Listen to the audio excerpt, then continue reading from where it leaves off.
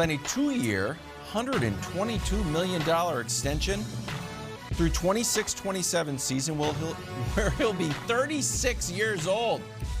He's not chasing a ring and talked about it. Take a listen. I've always said that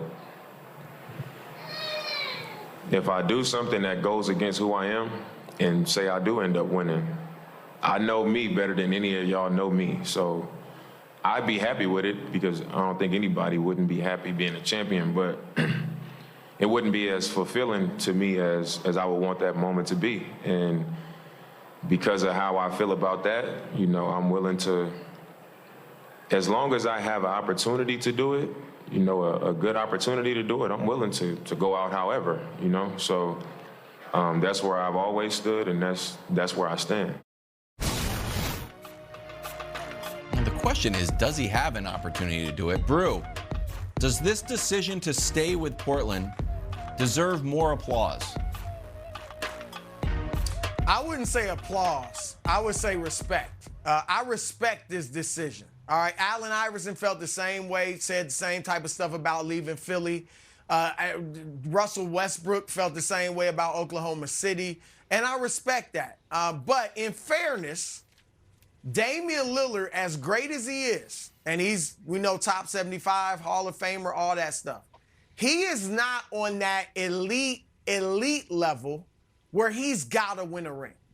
And the two guys that most people would think of when they talk about leaving to win a ring, LeBron James and Kevin Durant. Now, LeBron James and Kevin Durant were on a level above Dame, where they absolutely had to win rings, or their careers, as good as they would have been individually in the Hall of Fame and all that, they would have been viewed to some degree as failures. Like Patrick Ewing is all-time great, but there's always that, yeah, he never won a ring, though. There are certain guys on a certain level. LeBron was being compared to Michael Jordan. And then Kevin Durant was being compared to LeBron James once LeBron won in Miami and then in Cleveland. So they kind of, like, there's a lot more pressure on them to win championships than Dame. We look at Dame, it's like, it'd be great if he got a ring. You know, that'd be great. That would sew up his career, Twine. But nobody's going to kill Damian Lillard when he retires if he doesn't have a ring. And his career won't be viewed as a failure if he doesn't have a ring. So I think that distinction must be made. Well, I think, and we can sugarcoat it and try to make it sound good, Dame made a business decision. He made no need to try to figure this out. He made a business decision. At the end of this whole year, he made over $450 million with one organization, which sometimes don't have it. I like the fact that he's staying loyal, but on the competitive side of it, they probably may not make the playoffs. The Western Conference is only getting better. So competitively, it's going to be tough for him just to make the playoffs. So he knows a championship is probably far down the line. But one thing he can do, and we've seen some of the great players do it, I know the number is going to be really high. Dan can play 2 years into this 5 years he's got left, and then he can say, hey, I want to win a championship. So we've seen guys do that, and that's possibly what he can do. But it was strictly a business decision, and I applaud him for that. I wish more guys would do this and stop trying to think they need to go somewhere and win, because when your career comes to an end, the owners and these organizations treat you just like that. You can't get paid. Sometimes you can't get picked up. You can't finish your career off the right way. So when you're healthy, when you're in a situation to have all the leverage and get all the money you can, you're supposed to. And Dame did that. And obviously championships are not on the top of his list. And by staying there in a rebuilding situation, he's shown that. But great business decision. I applaud that. And I wish more guys would do that. You got to take care of yourself and your family. And he made that. He'll get an opportunity. I wouldn't be surprised a couple years from now, Dame wants to play for a championship and acts out. I can see that. I think the number would be probably too high to be able to be moved the way he wants to, but I think that's what will happen. I think he does want to play for a championship, but I think he obviously doesn't want to do that more than he wants to leave Portland, or he believes that he could do it there. I understand the idea of a championship here will be sweeter than elsewhere. Well, sure, but would a championship elsewhere be sweeter than a non-existent one in Portland? Because Dame is a great player, Wilds. Right. And he has no chance of winning a title. And I don't judge him for it. And I don't know if I've said this on the show, but I have a small relationship with Damian Lillard. And I've actually talked with him about how he's kind of viewed nationally, about how good he is or how good he isn't. And I guess what I'm comfortable saying on that is it does matter to him how he's viewed by NBA fans and media. And this is my concern.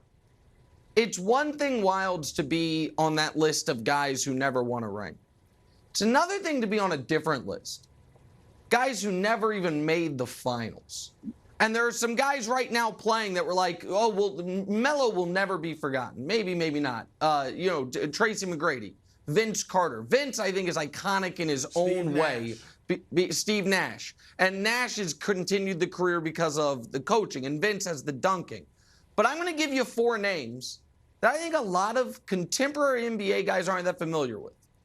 Sidney Moncrief. Before I go. Like, how much does that play? It's bigger? Jordan's stronger. I agree. So, Jordan, listen. No. So here's the deal. It's a trap. Yeah, that Bigger, was a trap. stronger. So here's the question. So someone that's 2 or 3 inches taller and stronger, I'm just curious if your guys' logic follows.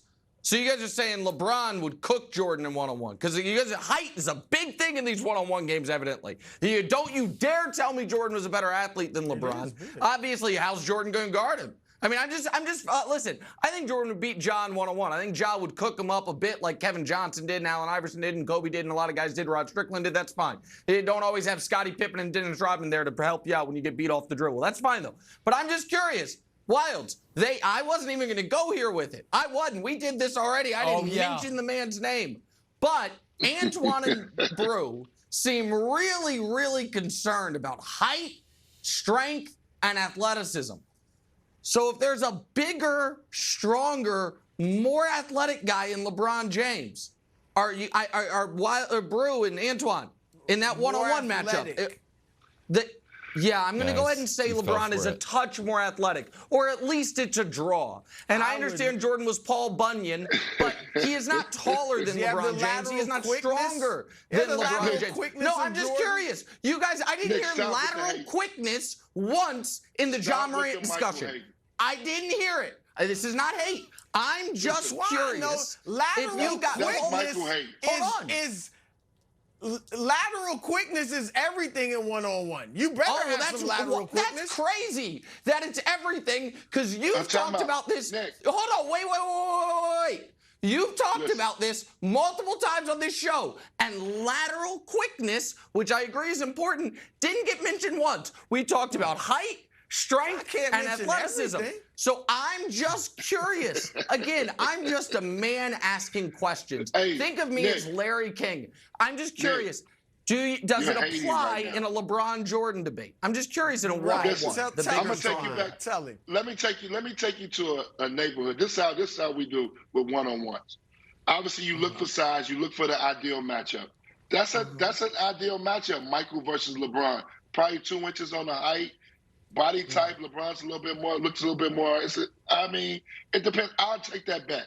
So if you had to make a bet, I would take that bet. I would take that bet that Michael will beat LeBron in the one-on-one game. That's how you do it. I would take that bet. But you, Michael Jordan hating. Stop it. LeBron James. Let me ask you something. Is LeBron James a great one-on-one player? Would you consider LeBron James a great one-on-one player?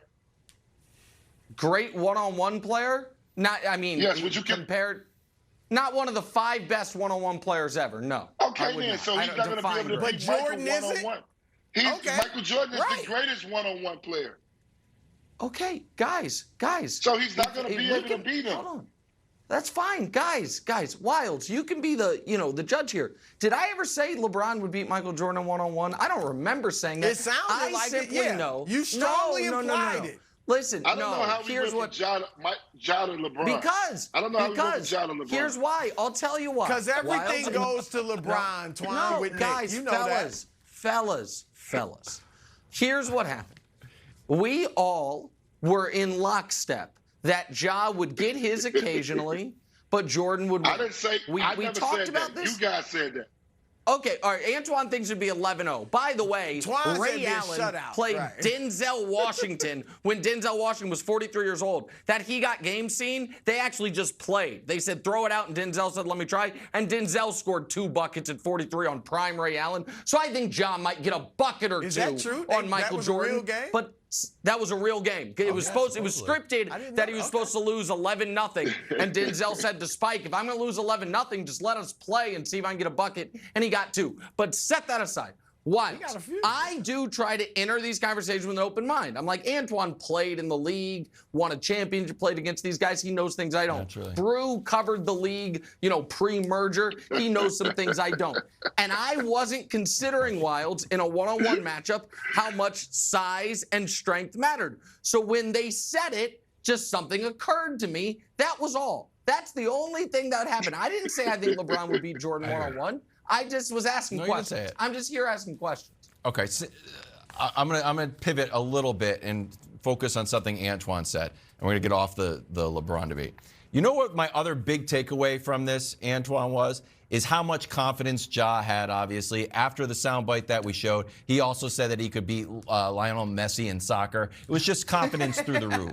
And I started to catalog all of the superstars who have sort of level 10 confidence. Obviously, there's LeBron saying, I'm the best player in the world. There's Giannis with the crown. Recently, we had a clip of Luka. The crowd was chanting overrated at him, and he was laughing. And you have Ja. Then on the flip side of that, I had thought of guys who we've seen kind of question their ability. Jason Tatum said it in the finals. He's like, I wonder if I'm the guy. Anthony Davis always feels like a little bit.